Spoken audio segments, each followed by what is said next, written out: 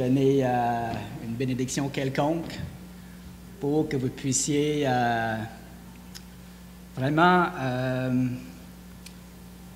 le remercier, être reconnaissant de ce qu'il a fait dans votre vie. Okay?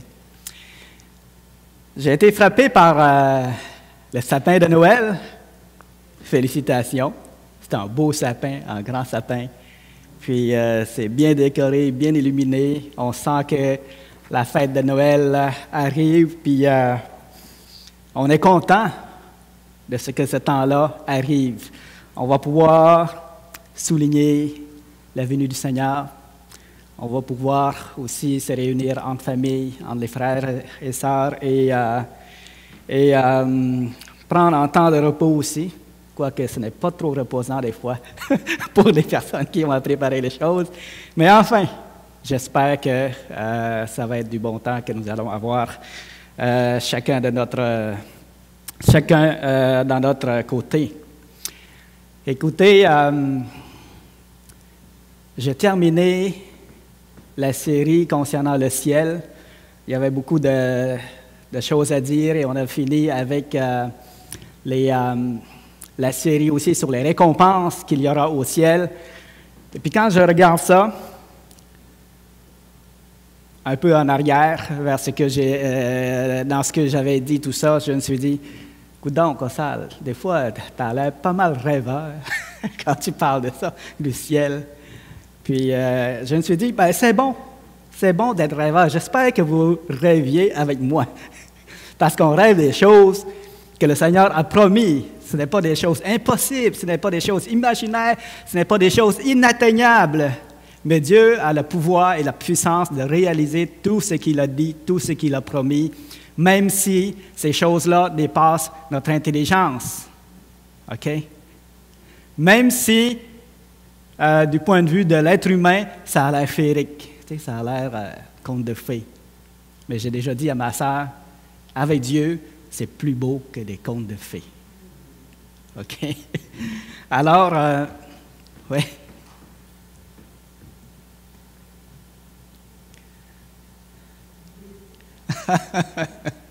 Merci. Ce matin, j'aimerais vous parler d'un autre sujet, l'appel de Dieu. OK? L'appel de Dieu. Et vous savez, ça a été difficile pour moi de préparer le message. Pourtant, le sujet est très facile, très facile. Dieu nous appelle et voilà, il faut qu'on réponde. Mais j'ai dû rebrasser un peu le message de plusieurs manières durant la semaine. Après ça, hier, je suis resté jusqu'à 11 heures. J'ai travaillé comme presque toute la journée là-dessus. J'ai rebrassé ça parce que je n'étais pas satisfait de ce que j'allais présenter. Ça ne collait pas. Il y avait plusieurs idées qui me passaient par la tête que je voulais mettre. Mais moi, mon but, parce qu'on a parlé de l'intensité de Dieu, Dieu a été très intense dans son appel. Okay?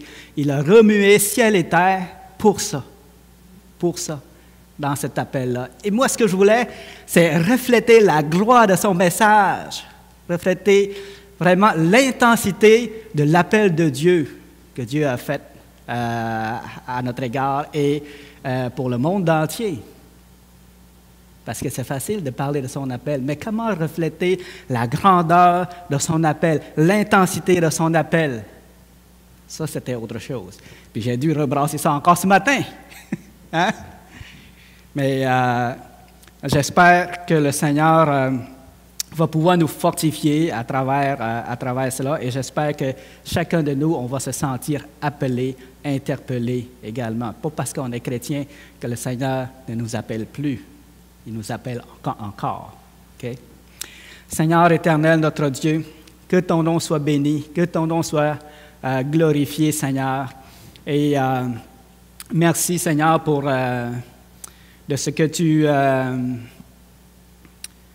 tu t'adresses à nous, de ce que tu nous parles du haut des cieux et de ce que, encore aujourd'hui, tu nous appelles à venir à toi, à nous présenter devant ta face, Seigneur Dieu. Alors, merci pour cela. Puisses-tu bénir ce message Et c'est toi qui as le pouvoir de parler à nos cœurs à travers ta parole, Seigneur. Alors, je remets cela entre tes mains. Amen.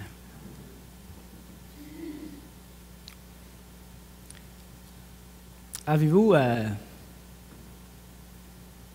peut-être que vous vous souvenez, là, entendu la chanson de Michel Rivard, « Je voudrais voir la mer ». Là-dedans, là, il parlait de l'appel de la mer. Il s'ennuyait dans sa ville, en tout cas, c'est très poétique. J'aime bien la poésie qu'il y a là-dedans. Puis lui, il sentait la mer l'appeler. Il voulait aller à la mer pour se désennuyer, tout ça. Puis il a fait toute une belle chanson. Mais Dieu nous appelle. Dieu nous appelle, et je crois que son appel est bien plus important que l'appel de la mer. Dans Psaume 50, le verset 1, ça dit ceci, « Dieu l'Éternel parle et convoque la terre, depuis le soleil levant jusqu'au soleil couchant. » Dieu convoque la terre. Et au verset 5, il dit, « Rassemblez-moi mes fidèles qui ont fait alliance avec moi par le sacrifice. » OK? Alors, l'appel de Dieu s'adresse à toute l'humanité. Hommes, femmes, enfants. En quelque lieu où ils se trouvent, Dieu les appelle. OK? Que l'on soit converti ou inconverti, Dieu nous appelle. Est-ce que vous le ressentez, cet appel-là? Est-ce que vous l'entendez? C'est un appel qui vient du ciel et qui parle à nos cœurs.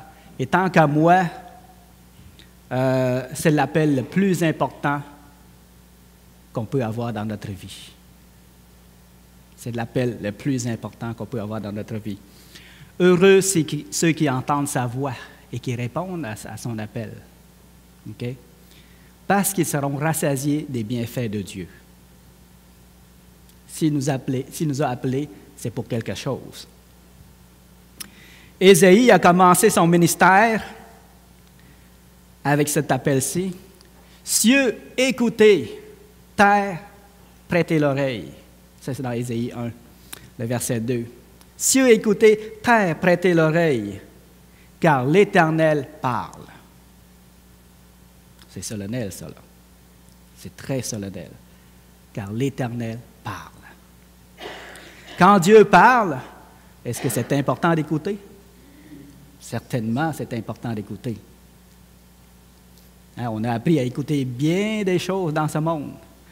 Certaines choses sont très importantes, d'autres sont moins importantes. Mais Dieu, lui, quand il parle, c'est très important de l'écouter. Et quand Dieu appelle, est-ce que c'est important de répondre? Certainement, c'est important de répondre. À mon avis, quand que Dieu parle, tout le monde doit être attentif. Tout le monde doit être attentif. Ce n'est pas le cas. Mais toute la terre devrait être attentive à ce que Dieu dit. Parce qu'il est le Créateur, il est le Seigneur, il est le Sauveur, il est le Tout-Puissant. Il tient le monde dans le creux de sa main. Il tient le destin du monde dans sa main. Alors, est-ce que c'est important ce qu'il a à nous dire? Oui, monsieur. C'est important ce qu'il a à nous dire.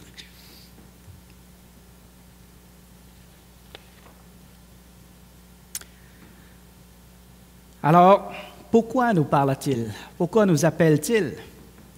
Qu'est-ce qu'il dit? Et qu'est-ce qu'il veut de nous? Quelques questions comme ça. Pourquoi est-ce qu'il nous parle? Parce qu'il nous aime. Je vous donne des réponses simplistes. On peut développer ces réponses-là bien longtemps, mais parce qu'il nous aime. La réponse simpliste, il nous parle parce qu'il nous aime. Écoutez, si vous ne parlez jamais à vos enfants, si vous ne parlez jamais à votre femme, vous ne pourrez pas dire que vous l'aimez. Si vous l'aimez, vous lui parlez. Puis Dieu nous aime. Qu'est-ce qu'il dit? Eh bien, Il dit plein de choses. Il dit plein de choses concernant sa nature divine, concernant sa volonté, concernant la nature du péché, concernant l'origine et la destinée de l'homme. Et tout ça, c'est écrit dans ce livre-ci. Toutes les grandes questions de la vie que les scientifiques cherchent à trouver dans les ossements, enterrés, tout cela, toutes les réponses sont écrites dans ce livre-ci. Et je vous invite à le lire et à le comprendre, à en prendre connaissance. C'est important, ce qui est écrit dans la parole de Dieu. Que veut-il de nous? Puisqu'il nous appelle, qu'est-ce qu'il veut de nous? Est-ce qu'il veut notre argent, notre or? Qu'est-ce qu'il veut de nous? La réponse est simple. Il nous veut. Il nous veut. C'est ça la grande réponse. Parce que nous sommes l'ouvrage de ses mains, nous sommes son héritage, et parce que l'humanité a été séparée de Dieu par le péché, que l'humanité a sombré dans les ténèbres comme un bateau, comme le Titanic qui a coulé dans le fond des océans. C'est ce qui est arrivé à l'humanité. Dieu a comme perdu, entre guillemets, son héritage dans les abîmes. Et depuis ce moment-là, Dieu veut retrouver ce qu'il a perdu. Il ne cesse de nous appeler à lui. Vous savez, comme le père de l'enfant prodigue, du fils prodigue, qui regarde sans cesse l'horizon dans l'espérance qu'un jour son fils revienne à lui. Le Seigneur se tient et il attend qu'on vienne à lui également. Dieu veut retrouver ce qui est perdu. Il veut récupérer ce qui est à lui. Et je pourrais dire tout ce qu'il a fait depuis le commencement jusqu'à maintenant, c'est dans ce but ultime-là. Dans ce but ultime. Nous ravoir avec lui. On peut aller lire la parabole de la brebis perdue dans Luc 15.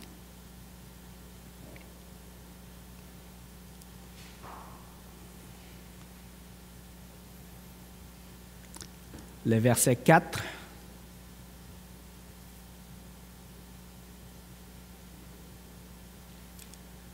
Quel homme d'entre vous, s'il a 100 brebis et qu'il en perde une, ne laisse les 99 autres dans le désert pour aller après celle qui est perdue jusqu'à ce qu'il la trouve. Et lorsqu'il l'a retrouvée, il la met avec joie sur ses épaules et de retour à la maison, il appelle ses amis et ses voisins et leur dit « Réjouissez-vous avec moi, car j'ai retrouvé ma brebis qui était perdue. De même, je vous le dis, il y aura plus de joie dans le ciel pour un seul pécheur qui se repent que pour 99 justes qui n'ont pas besoin de repentance. » Alors ici, on parle de la brebis perdue qui a été retrouvée. L'humanité a sombré dans les ténèbres. À cause du péché, il y a une séparation. Et Dieu veut retrouver ce qui lui appartient de droit. OK? Et c'est pour ça que, selon moi, il a remué ciel et terre pour, dans cet appel-là, pour que l'on puisse revenir à lui. OK? Et il va le faire encore jusqu'à ce que ses plans et sa volonté soient pleinement accomplis. On sait ça. Il va le faire encore jusqu'à ce que sa volonté et ses plans soient pleinement accomplis dans le ciel et sur la terre.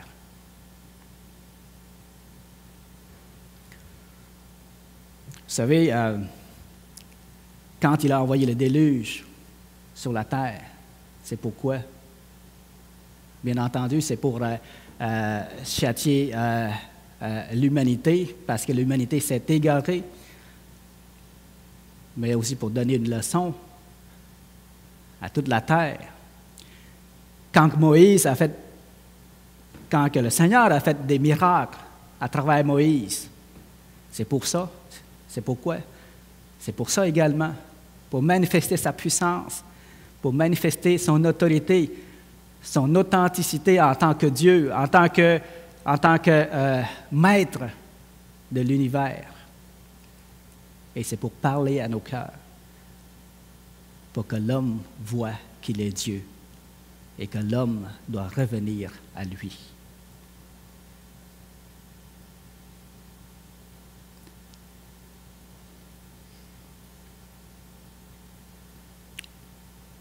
Juste ça, là, en considérant ça, on peut savoir on peut imaginer comment son amour est grand pour nous. Il y a quelque chose autre, on a célébré la scène. J'ai entendu à un moment donné que Dieu a vidé le ciel en envoyant son Fils sur la terre. Pourquoi encore? C'est pour que l'on puisse venir à lui. Que l'on puisse venir à lui. Tout ce que Dieu a fait, c'était dans ce but-là. Depuis le commencement du monde jusqu'à maintenant, Dieu veut retrouver l'homme. Dieu veut que l'homme revienne à lui. Il veut qu'on retrouve le chemin. Il a envoyé des prophètes. Il a fait beaucoup de miracles. Il a parlé on pourrait dire nos pères, ce n'est pas biologique, mais les gens de l'Ancien Testament, il a parlé à eux autres. Il a envoyé des châtiments parce qu'ils ne les suivaient pas. Pourquoi tout ça? Parce que Dieu veut qu'on revienne à lui. Il veut nous revoir avec lui. Et ça, c'est par amour, ça. C'est par amour pour nous. Par amour pour l'humain qu'il a créé et qui s'est égaré loin de sa face. C'est puissant, ça. C'est puissant quand on pense à ça, là. Le monde vit loin de Dieu. C'est comme si Dieu n'a rien fait. Pourtant, il a remué ciel et terre pour les appeler. L'appel de Dieu comporte 3 aspects. Le premier aspect, c'est l'appel du salut, l'appel de la grâce, qui consiste à dire Dieu nous veut avec lui, qui consiste à retrouver la brebis perdue. Ça, c'est l'appel du salut, l'appel de la grâce, et c'est ce qu'on va voir ce matin ensemble. Et j'espère que Dieu va parler à votre cœur.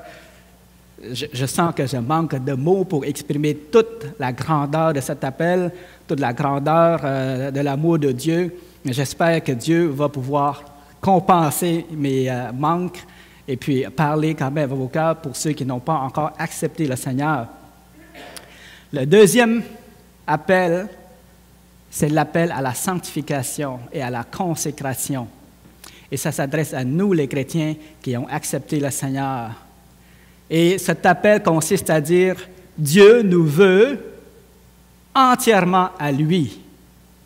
C'est différent de l'appel du salut, qui consiste à dire, Dieu nous veut avec lui, mais maintenant l'appel à la sanctification, Dieu nous dit, Dieu nous veut entièrement à lui. Le mot « entièrement » ici fait toute la différence. Okay?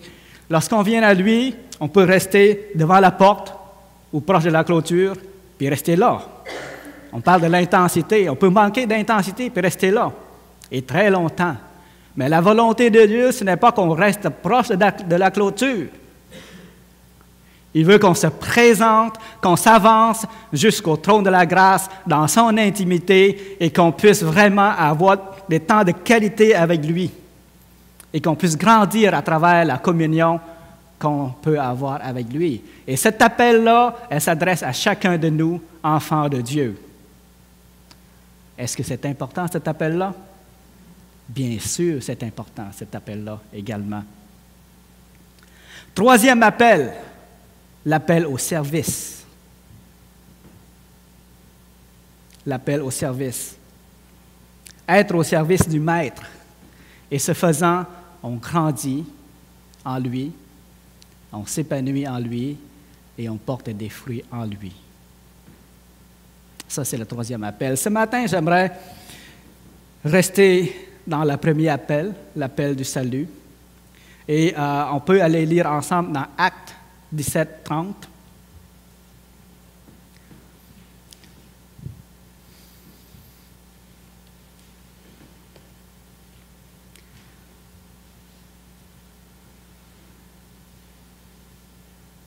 Voici ce que ça dit. Dieu, sans tenir compte des temps d'ignorance, annonce maintenant à tous les hommes en tout lieu qu'ils aient à se repentir.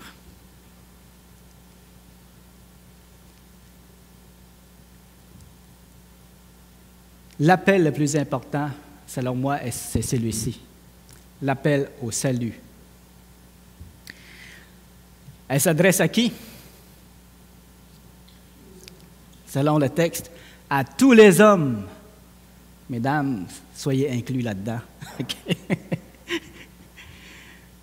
À tous les hommes, en tout lieu. En tout lieu.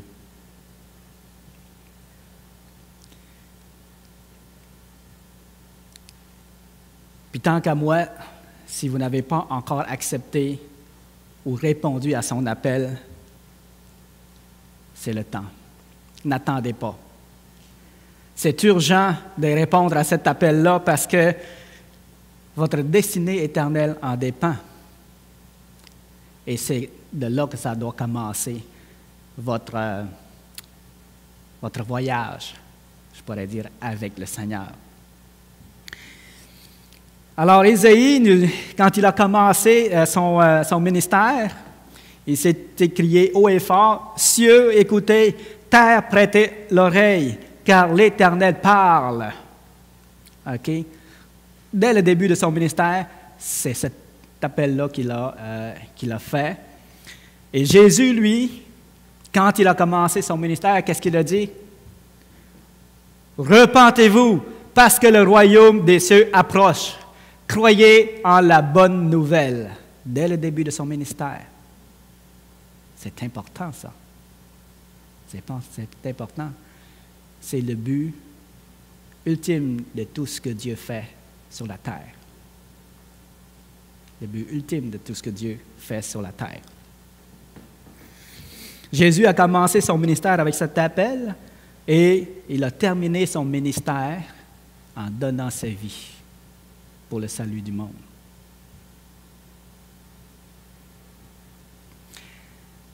Car Dieu a tant aimé le monde qu'il a sacrifié son Fils unique, afin que quiconque croit en lui ne périsse point, mais qu'il ait la vie éternelle. Qu'est-ce qui a changé ici? Il a sacrifié son Fils. J'ai changé un peu le mot « donner ». Effectivement, Dieu a donné son Fils, mais de quelle manière il l'a donné? Il l'a sacrifié. Il a sacrifié son Fils pour le salut du monde. Le salut de l'homme est tellement important pour Dieu qu'il est allé jusque-là. Il a vidé le ciel pour remplir la terre de sa grâce et de son amour, pour que les hommes puissent suivre ce chemin que Dieu a tracé, pour que les hommes puissent venir à lui à travers son Fils. Pour que les hommes puissent retrouver le chemin qui mène vers le ciel.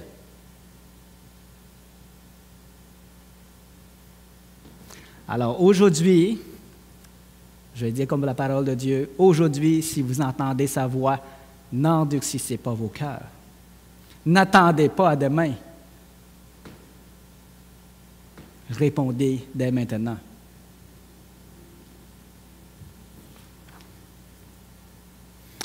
J'aimerais qu'on puisse aller également lire ensemble les deux paraboles des conviés dans Luc 14.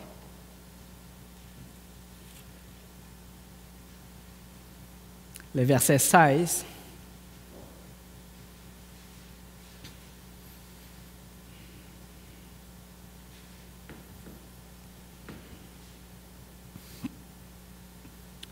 On va lire le verset 15 parce que c'est intéressant. Un de ceux qui étaient à table, après avoir entendu ces paroles, dit à Jésus, « Heureux celui qui prendra son repas dans le royaume de Dieu. » Wow! Intéressant, venant de la part de quelqu'un d'autre que Jésus, qui a dit ça, « Heureux celui qui prendra son repas dans le royaume de Dieu. » Et Jésus a profité de l'occasion justement pour lui parler, pour donner cette parabole-là concernant les conviés. Ouais. Jésus lui répondit, « Un homme donna un grand souper et il invita beaucoup de gens. » Cet homme, c'est Dieu, OK? À l'heure du souper, il envoya son serviteur dire aux conviés, « Venez, car tout est déjà prêt. » Mais tous unanimement se mirent à s'excuser. Le premier dit, « J'ai acheté un champ, je suis obligé d'aller le voir. Excuse-moi, je te prie. » Un autre dit, « J'ai acheté 5 paires de bœufs et je vais les essayer. Excuse-moi, je te prie. » Le verset 20, un autre dit, « Je viens de me marier et c'est pourquoi je ne puis aller. » Le serviteur de retour rapporta ces choses à son maître. Alors le maître de la maison, irrité, c'est compréhensible qu'il soit irrité. Okay. Alors le maître de la maison, irrité, dit à son serviteur, « Va promptement dans les places et dans les rues de la ville et amène ici les pauvres, les estropiés, les aveugles et les boiteux. » Le serviteur dit, « Maître, ce que tu as ordonné a été fait et il y a encore de la place. » Et le maître dit au serviteur, « Va dans les chemins et le long des haies, et ceux que tu trouveras, contrains-les d'entrer afin que ma maison soit remplie. Car je vous le dis, aucun de ces hommes qui avaient été invités ne goûtera à mon souper. » Alors ici, on voit le désir du maître d'avoir des gens qui viennent à son souper, mais que les gens ont refusé. Ils ont bien d'autres choses plus importantes à faire que de répondre à l'appel du maître de la maison. On pourrait dire aussi de cette parabole, c'est la parabole des excuses. OK? Moi, je suis occupé. Il faut que j'aille travailler dans mon champ. Le champ m'attend. Il faut que j'aille essayer mes bœufs. OK? Puis l'autre, je viens de me marier. Excuse-moi, je ne peux pas y aller. Parabole des excuses, si on veut. Et j'aimerais qu'on puisse lire son frère, la parabole sœur ou frère. C'est une ou un? Un frère. Mais parabole, c'est-tu masculin ou féminin? Une parabole, excusez-moi, c'est encore mêlant dans ma tête. OK. Dans Matthieu 22, le verset 2.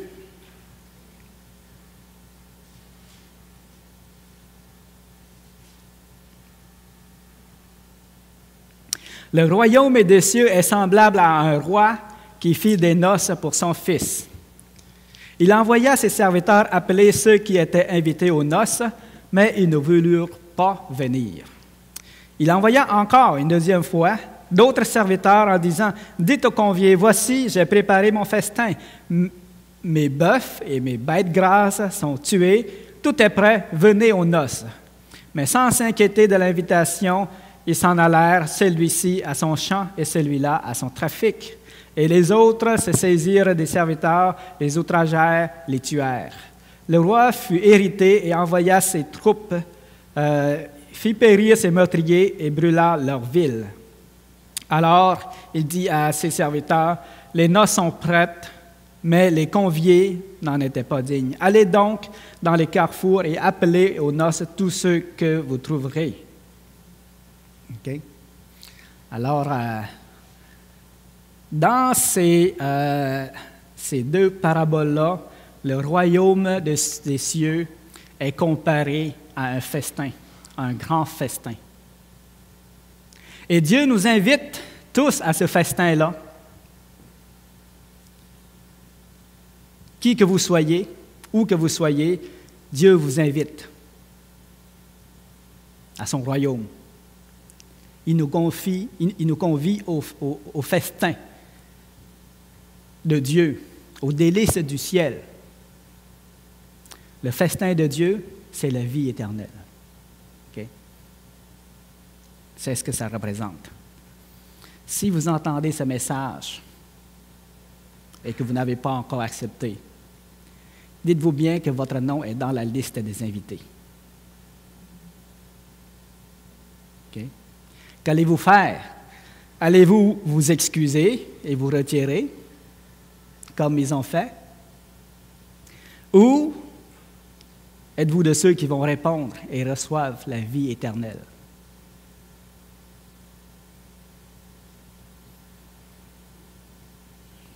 Bonne question. On avait dit au début qu'il n'y a pas de plus d'appel de plus important que celui-là. Que notre destinée en dépend de ce que nous allons faire de cet appel-là.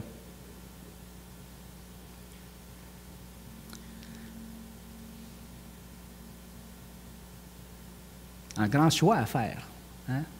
Une démarche à faire. Le Seigneur nous met devant ce grand choix-là et de prendre conscience qu'on a ce choix-là à faire, c'est déjà une bonne chose, même si parfois on hésite, mais j'espère que le Seigneur va continuer à parler à vos cœurs pour que vous fassiez le pas, que vous répondiez et que vous veniez dans sa présence. Dès le début, je vous ai parlé de cette belle histoire d'un Dieu aimant qui nous appelle à venir à lui. Mais il y a une aberration dans cette histoire-là, qui est bien illustrée dans ces paraboles. L'aberration, c'est que l'appel de Dieu, l'amour de Dieu, est méprisé et piétiné par la méchanceté des hommes. Dieu, lui, sans cesse, il nous tend sa main. Il tend sa main pour sauver le monde. Il va jusqu'à offrir son Fils. Mais son amour et sa bonté est continuellement bafoué, piétiné et rejeté par les hommes, par ceux-là même que Dieu veut sauver. Dans cette parabole-ci, ce qu'on peut voir, c'est que les gens s'en fichent. Il y en a même qui vont jusqu'à tuer les serviteurs que le roi a envoyés. OK. Puis aujourd'hui, là, le monde continue à rejeter l'appel de Dieu. C'est quand même... quand je regarde ça, c'est quand même scandaleux ce que le monde fait avec l'amour de Dieu. Ce que le monde fait de sa parole. OK? Quand on rejette l'Évangile, quand on se moque de la parole, quand on croit que tous ceux qui croient à ça, c'est des stupides, des arriérés parce que ça, c'est passé date. Ou quand on méprise la foi, bien, on se moque de Dieu. On piétine son amour et son appel. Et on le met dans la poubelle, avec tous les déchets du monde. C'est ce qu'on fait. Pas ceux qui l'ont accepté, mais c'est ce que le monde fait quand vous rejetez, quand il rejette son invitation. Mais on ne peut pas rester impuni si on persiste dans ce refus-là. Le Seigneur nous avertit dans bien des passages de la Bible et même dans les paraboles qu'on vient de voir. Qu'est-ce qui est arrivé à ceux qui ont rejeté son invitation? Ils ont été détruits et brûlés. OK? Alors, heureux ceux qui entendent sa voix et qui répondent à son appel, parce qu'ils entreront dans le royaume de Dieu, ils festoieront et jouiront du bonheur éternel, mais malheur à ceux qui refusent d'entendre et qui le rejettent et qui persistent jusqu'à la fin, parce que le jugement de Dieu et sa colère seront sur eux. Et je ne souhaite ça à personne. Je ne souhaite ça à personne. Malheur à ceux qui rejettent l'amour de Dieu,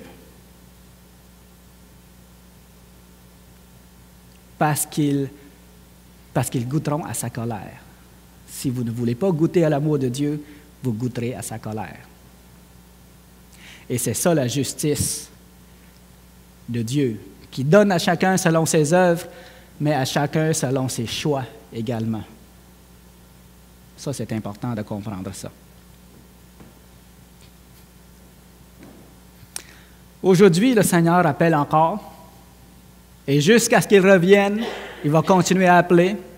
La porte des cieux n'est pas fermée. Le temps de la grâce est toujours là. Aujourd'hui, si vous entendez sa voix, si vous entendez ce message, dites-vous que Dieu vous parle. Dites-vous que vous êtes dans la liste des invités et qu'il vous suffit de répondre et de venir à lui pour être sauvé. Passez pas à côté de cette occasion, OK?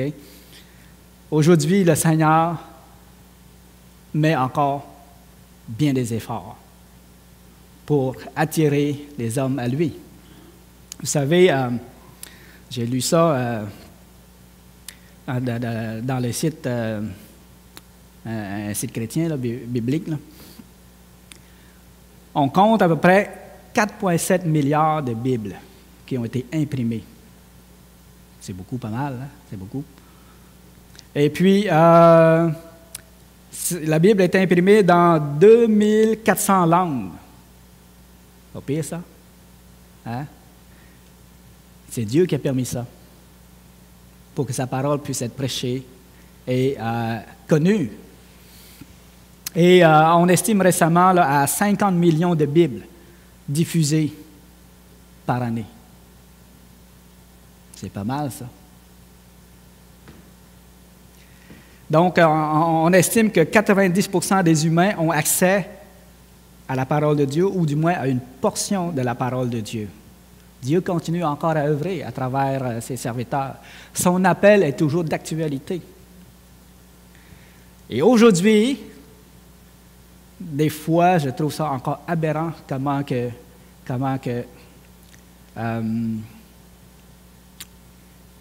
je pourrais dire ça? Comment qu'on insiste de la part de Dieu, on insiste auprès des gens pour qu'ils viennent à lui, puis que malgré tout, on rencontre des murs, on se fait refuser, et ainsi de suite. Par exemple, on fait des largesses, des gratuités, on donne des choses, on donne des traités, on donne des Bibles. On invite du monde à venir déjeuner gratuitement, on paye, c'est gratuit. Tout ce qu'on veut, c'est que les gens viennent. Puis à la FCC, on produit des objets. On travaille fort pour faire des objets. Après ça, on s'en va au kiosque, on reste là, puis on parle du monde. Les efforts sont toujours déployés pour parler aux gens, pour les amener au Seigneur. Mais peu d'entre eux répondent. Des fois, là, je me suis dit, hey, en plus de donner gratuitement le salut, là, on se met presque à genoux pour les supplier d'accepter la parole du Seigneur, le salut de Dieu. Qu'est-ce que Dieu n'a pas fait pour attirer le monde à lui? Qu'est-ce que Dieu n'a pas fait pour nous amener à lui? Quand on pense à ça, là, quand on pense à tout ce que Dieu a fait, là, puis qu'il continue de faire, là, on s'est surpris comment que Dieu est intense dans cet appel. OK?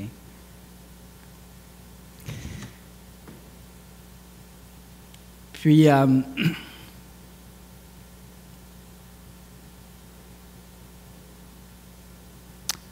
j'ai oublié ce qui m'est passé par la tête, là, mais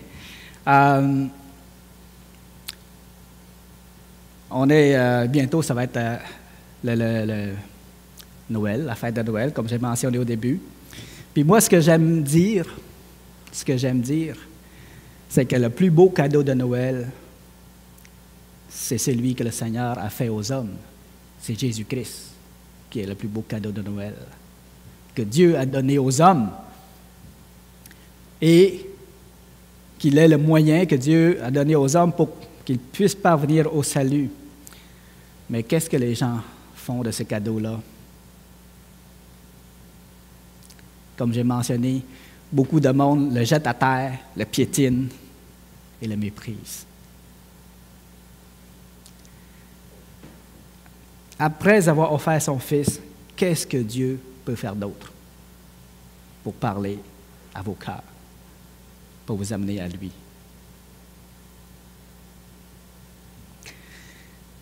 J'ai une question, on va terminer avec ça, qu'on peut réfléchir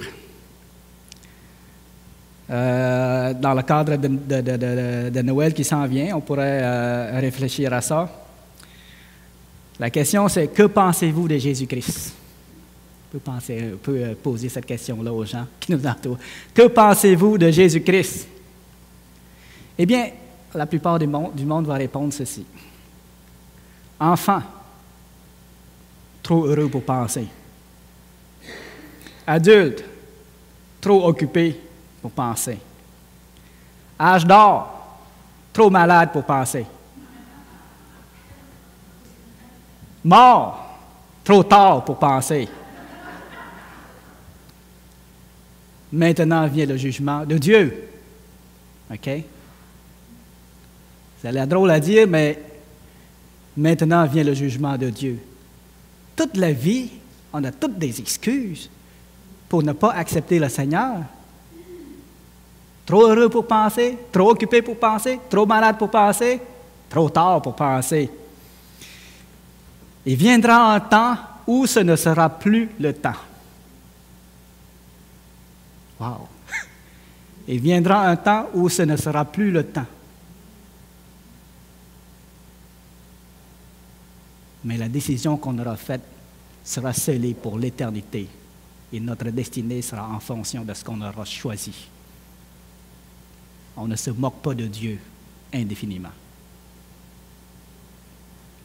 Aujourd'hui, pendant qu'il est temps, pour ceux qui n'ont pas encore accepté sa parole, répondez à l'appel de Dieu. OK? À celui qui nous invite au festin, à celui qui nous invite aux délices du ciel. Amen.